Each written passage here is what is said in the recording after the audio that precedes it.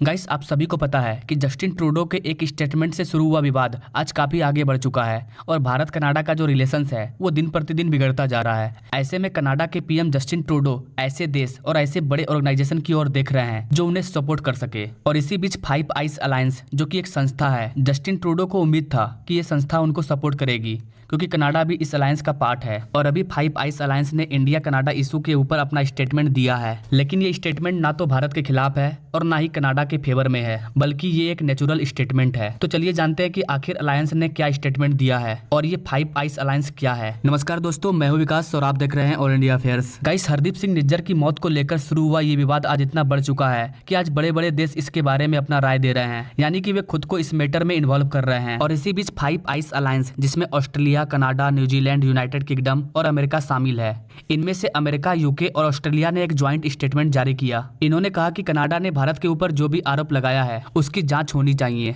इससे ये पता चलता है कि भले ही कनाडा इस अलायंस का पार्ट है, लेकिन फिर भी फाइव आइज अलायंस कनाडा को आंख बंद करके सपोर्ट नहीं करेगी। इससे दो बातें साबित होती है। पहला, फाइव आइज अलायंस भारत को सपोर्ट कर रहा है और दूसरा कि अमेरिका, यूके और ऑस्ट्रेलिया भी भारत के सपोर्ट में है। भारत पर कनाडा ने जो आरोप लगाया है उस पर भारत ने कड़ा एक्शन लिया और कनाडा को जवाब भी दिया।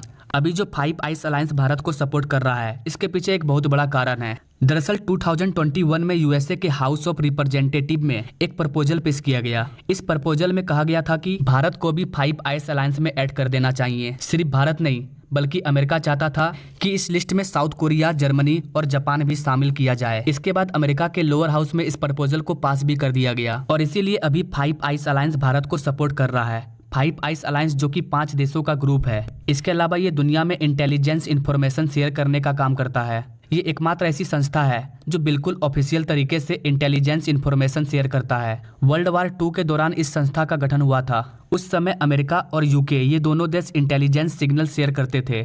इसके बाद 1946 में इन दोनों ने सफलतापूर्वक एक अलायंस बना दिया। आगे चलकर इस अलायंस में 1949 में कनाडा को भी शामिल किया गया और इसके बाद 1955 में ऑस्ट्रेलिया और न्यूजीलैंड को भी इसमें शामिल किया गया। फाइव आइज अलायंस आज एक रिसोर्स पूल की तरह काम करता है। जब ये शुरू हुआ था तो ये रेडियो सिग्नल के जरिए इंफॉर्मेशन शेयर करता था। अगर इसके इतिहास की बात करें तो five eyes alliance cold war के समय सोवियत यूनियन के खिलाफ काम कर चुका है। इसके अलावा इतिहास की कई और मुद्दों पर इस अलायंस ने अपनी भूमिका निभाई है और अभी ये अलायंस रूस और चाइना के बढ़ते पावर को रोकने के लिए काम कर रहा है। फाइव आइज अलायंस अभी और पार्टनर ऐड करने के बारे में सोच रहा है जो कि टेक्नोलॉजी में आगे होने के साथ साथ भरोसेमंद भी हो। ऐसे में भारत इनके लिए एक बेटर ऑप्शन साबित हो रहा है और फाइव आइज अलायंस ने इंडिया कनाडा के विवाद पर कनाडा का साथ ना देकर ये साबित कर दिया है कि वो भारत को अपने ग्रुप में शामिल कर सकते हैं। अब सवाल आता है कि क्या भारत को इस अलायंस में ऐड होना चाहिए? इससे भारत को क्या फायदा होगा या क्या नुकसान होगा? भारत अगर इस अलायंस में ऐड हो जाता है तो इस अलायंस की हेल्प से भारत अपने इंडो पैसिफिक रीजन में शांति कायम करेगा, जहां चाइना हर बार जासूसी करने की कोशिश करता है। वैसे देखा जाए तो आज भारत को लगभग देश सपोर्ट कर रहे हैं। इंडिया कनाडा इशू पर भी लगभग देश भारत को सपोर्ट कर रहे हैं। इसके अलावा भारत ने इस बात का प्रूफ कनाडा को दिया है कि हमारा निज्जर मर्डर केस में कोई हाथ नहीं है, लेकिन कनाडा अब तक भारत पर लगाए गए आरोप का प्रूफ नहीं दे पाया है और यही कारण है कि अधिकतर देश कनाडा को सपोर्ट नहीं कर रहे हैं क्योंकि उनके पास कोई एविडेंस नहीं है कि भारत किस तरह से निज्जर मर्डर केस में शामिल है। एंड आई थिंक कि गाइस जल्दी हमें ये न्यूज़ देखने को मिलेगा कि कनाडा के द्वारा भारत पर लगाए गए सभी आरोप बिल्कुल गलत हैं। तो ये थी फाइव आइज अलायंस की जानकारी और कनाडा इंडिया विवाद की लेटेस्ट अपडेट।